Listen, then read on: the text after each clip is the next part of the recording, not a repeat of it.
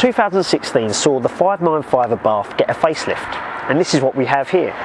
The enhanced body kit ensures more air gets to the engine, and there are more subtle changes mainly on the inside.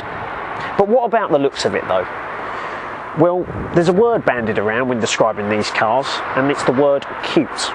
Now, there's a lot of people out there that wouldn't want their car to be described as cute, but I couldn't think of a more perfect word for this, as well as the Fiat 500 that's more commonly seen on today's roads.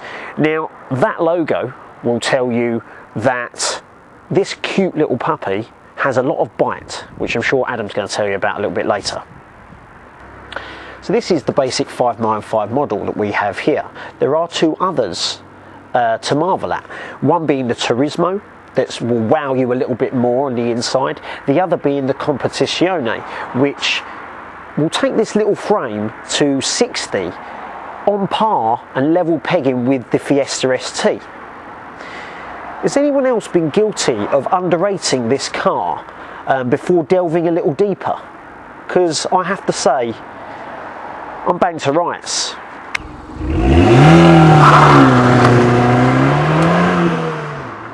This is the 2016 facelift 595 model, so it's entry level. It's got the 1.4 T-Jet engine, which gives us 145 horsepower.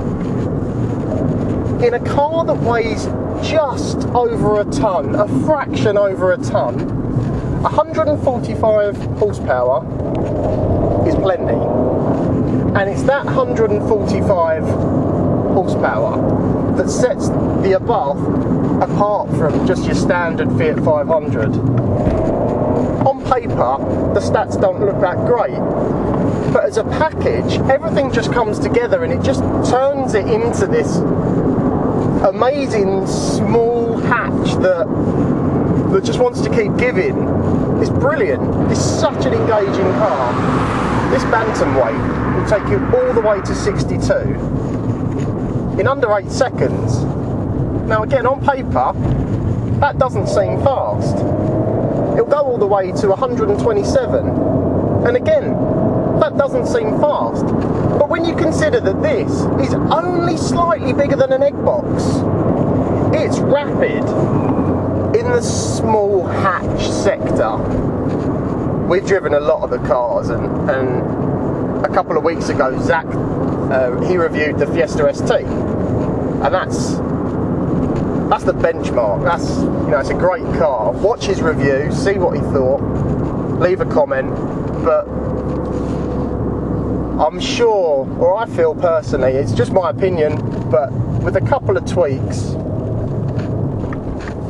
it's not a million miles off.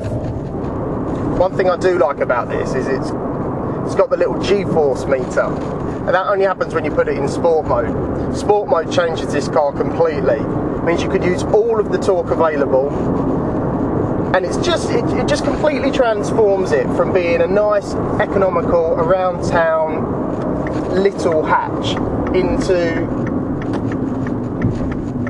everything that the Abarth should be.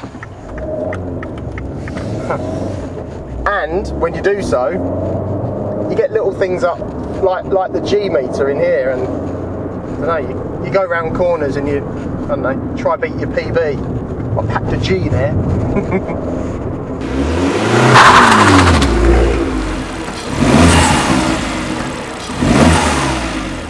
On the inside here, everything that you like about a Fiat 500 is in this one. Something that's fast becoming iconic amongst these cars is the interior matching the exterior paintwork. Baby blue to be found everywhere in this car, and it's quite a nice touch. It's something I quite like about these little things. The sportier seats, different. They look very, very nice. They're comfortable. So altogether, a nice upgrade. It hasn't got its keyless entry. It hasn't got an infotainment system, sat nav, reversing camera. Not that you need a reversing camera in something as small as this, but it hasn't got those little touches. It has got some electronic dials that I quite like. They look really cool. They've got some cool little statistics on there as well. it almost makes me forget that I'm lacking some bits elsewhere. But you know, it's one of those things. It's a run-around car. It doesn't tick all the boxes in terms of interior. It has got a little turbo bar just here. Quite a nice touch. It keeps me engaged with that 1.4 litre turbo engine when I put my foot down. A nice little touch. On the whole, does it wow you? I'd say no. But is it nice? Yeah. I mean, I don't think many people would disagree when they get in this car. It's quite a nice place to be.